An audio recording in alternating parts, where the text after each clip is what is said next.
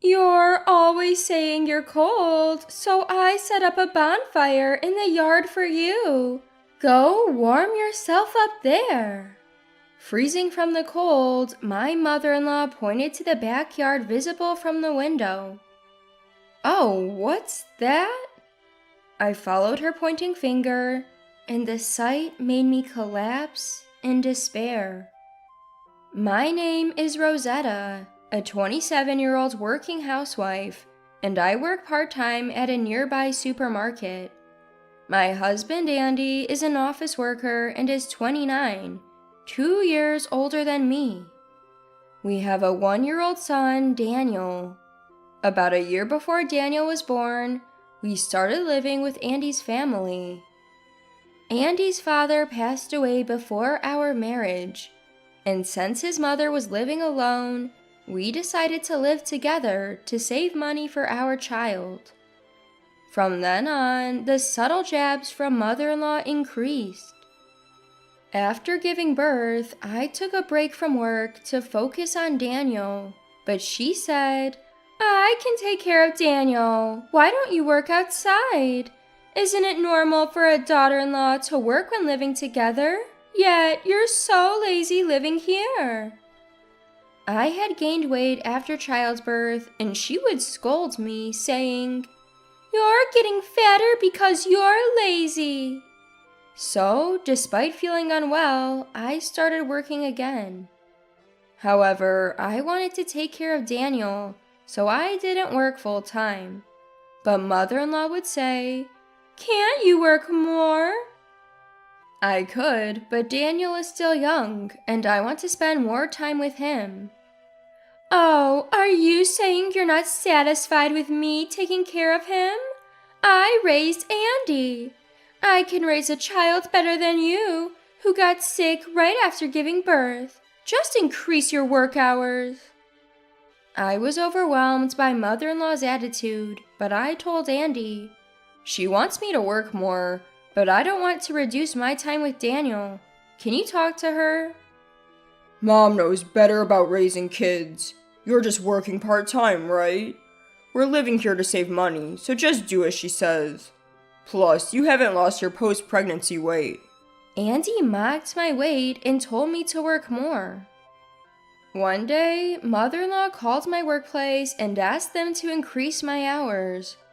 The part-time leader at the supermarket was her friend, so my hours were increased.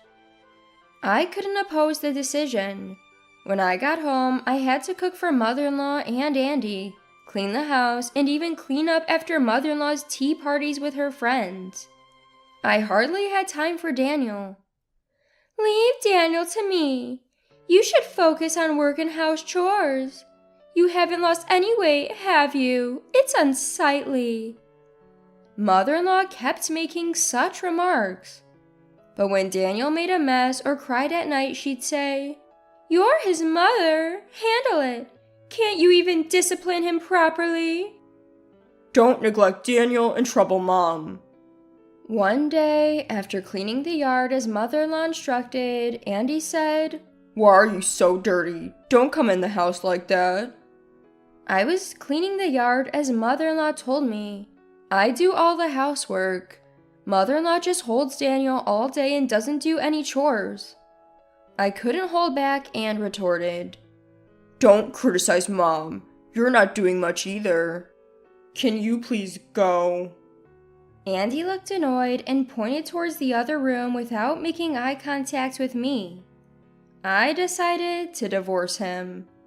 Most of my salary went to household expenses, but I started recording mother-in-law and Andy's words on my phone and wrote daily events in a diary. One winter day, I asked Andy for some money to buy winter clothes. "Winter clothes? Wear what you wore before. You earn so little yet want luxuries." "The old ones don't fit. I need new ones." "You gained weight again? Unbelievable." Andy threw a $50 bill at me. "This should be enough for a few clothes." "Thanks." I knew $50 would only get me one outerwear, but I was preparing for a divorce and waiting for the right moment to leave Andy's family home. So I gratefully accepted the money and bought a down jacket on my way home from work. However, the next day, I faced a shocking situation. I couldn't find my new down jacket anywhere. I asked my mother-in-law, who was relaxing in the living room, "Have you seen my down jacket?" "Oh, I thought you didn't need it anymore, so I threw it away." "What? I just bought it yesterday." "Oh, did you? I put it in the shed outside. Go check." I rushed to the shed, only to find the jacket mixed with the trash. I picked it up and tried to clean it outside in the freezing winter, but it still smelled. I knew if I brought it inside, mother-in-law and Andy would complain, so I hand-washed it late at night. The next day, I realized mother-in-law had done something worse. I hung my still-dry jacket out to dry on the balcony of my bedroom before going to work, and when I returned home after work, I noticed that all the drawers on the shelf containing my clothes were empty. My clothes were all gone. I ran to mother-in-law. "Where are my clothes?" "You bought new ones, right? So I turned your old, dirty clothes into rags. Now you can clean the house with them." I checked the cleaning closet and found rags made from my clothes. I also noticed my jacket, which was still drying outside, was gone. "You're always saying you're cold, so I made a bonfire for you in the yard."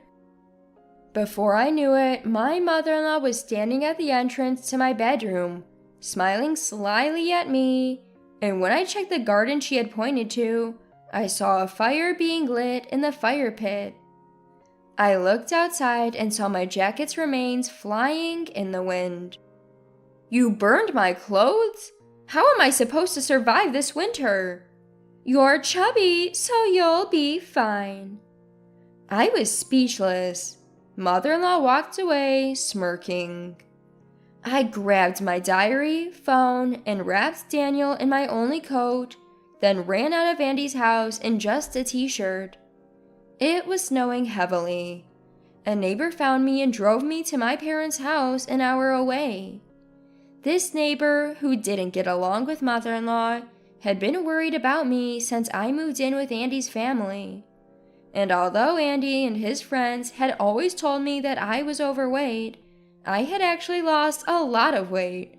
So my neighbors who had seen this somehow understood my situation and were worried about me. It seems like it. When I arrived, my mom, seeing my attire, panicked. "Why are you dressed like that? Is it hot in the car? Are you sick?" I had to run away from Andy's house. They turned all my clothes into rags and even burned my new jacket. I've been collecting evidence for a favorable divorce, but I felt my life was in danger, so I fled with Daniel. Wrapped in a coat, Daniel was peacefully asleep. I was so relieved that my mother-in-law didn't take him from me that I couldn't help but cry. Seeing my distress, my mother quickly contacted my father and a certain individual. The next day, responding to my mother's call, my father-in-law's mother, whom we'll call Grandma, arrived at our home. Turns out my father and my husband Andy's father were old friends, and Grandma and my dad still kept in touch. Andy and I met and married because of this connection. Before our marriage, Andy was genuinely kind and friendly to my parents, but over time, influenced by the constant harassment from his mother, he began to treat me coldly. When I explained everything with evidence, Grandma was even more furious than my parents. She immediately contacted a lawyer and arranged for my divorce. A few days later, after leaving Daniel with my sister who lives nearby, my parents, Grandma, the lawyer, and I visited Andy's family home. As we arrived, mother-in-law stormed out, shouting, "Where's Daniel, you kidnappers?" But when Grandma stepped forward, she retorted, "Who are you calling a kidnapper, you money grubber?" Andy, who seemed to have taken time off work, joined us, and we all sat down to discuss. We're here to discuss Rosetta and Andy's divorce, custody of Daniel, and the sale of this property. What do you mean by selling the land? It's Dad's ancestral home, and Mom inherited it. You can't just sell it. Andy laughed mockingly at the lawyer's words. The building might be inherited by Andy's mother, but the land belongs to Andy's father's family. We've been overlooking the unpaid land rent out of goodwill, but now we'll be claiming the overdue amount and selling the land. The lawyer handed over a document detailing the unpaid rent for several years since Andy's father passed away. It listed the rent for the land for several years after father-in-law's death. Seeing the amount, mother-in-law exclaimed, "How can we pay this all of a sudden?" Grandma silenced her with a stern, "Quiet." She continued, "We've been notifying you every month. You chose to ignore it, and more importantly, make amends for how you've treated Rosetta." "Rosetta's accusations? She's my daughter-in-law. Why should it concern anyone else? Besides, Rosetta's probably just making things up. She always lied to us to get out of chores and work." The mother-in-law insisted I was lying and shouted at the grandmother-in-law, "I've never lied. Just because you think I'm overweight, you've made me do all the work and chores, taking away my time with my child. Do you know how hard it was to be told to wear just a t-shirt in the dead of winter?" "You've been spreading these lies to everyone. You're so eager to slack off." The mother-in-law smirked, but when I played back the recorded snide remarks from her and Andy on my phone, she exclaimed, "That's fabricated." I then rushed to the closet, grabbing a rag made from my clothes, and slammed it on the table. How do you explain this? My clothes have been turned into rags, just like in the recording. Rosetta, enough. Maybe Mom went a bit too far, but it's because you've always been lazy and just gaining weight. Reflect on your actions before blaming others. Excuse me, are you blind? Since coming here, I've lost at least 22 pounds. The reason my clothes don't fit isn't because I gained weight, but because I lost it so rapidly. Everyone but you and the mother-in-law is concerned about how thin I've become. At my words, Andy seemed to realize for the first time how much weight I had lost. I regret ever leaving Rosetta in your care. I'm holding back my anger towards you right now. My father, clenching his fists on his lap, glared at Andy and the others. "But I've mostly taken care of Daniel. Rosetta can't possibly handle him. We'll even go to court to ensure we live with Daniel." That's fine, but courts usually favor the mother. And do you think they'll trust people who didn't even notice Rosetta's weight loss with Daniel? Can you afford a lawyer and court fees? I'll also claim alimony and land rent for this house. The lawyer calmly reiterated the situation. The mother-in-law seemed to realize they couldn't afford it. "This is so unfair." "Who's being unfair? You both bullied Rosetta and even tried to take Daniel away. Where did the money Rosetta earned go? Why did she flee to her parents' house in a t-shirt, carrying Daniel in a snowstorm?" My usually silent mother-in-law began to cry and loudly blamed the mother-in-law. "I'm truly sorry. We'll make sure to make amends for spoiling him and causing Rosetta such pain." The grandmother-in-law spoke to us, then signaled the lawyer. "Just pay what you owe. We'll cut all direct contact with you and inform our relatives." After that, I resigned from my part-time job after informing the headquarters about the mother-in-law's interference. The company apologized. I never heard about any punishment for the woman who was the mother-in-law's acquaintance, but I was told they'd ensure no power imbalances among part-timers. A few weeks later, my divorce from Andy was finalized. I won custody of Daniel and received a fair amount of child support. I won custody of Daniel and received a fair amount of child support. The mother-in-law couldn't afford the land rent, so Andy had to cover it.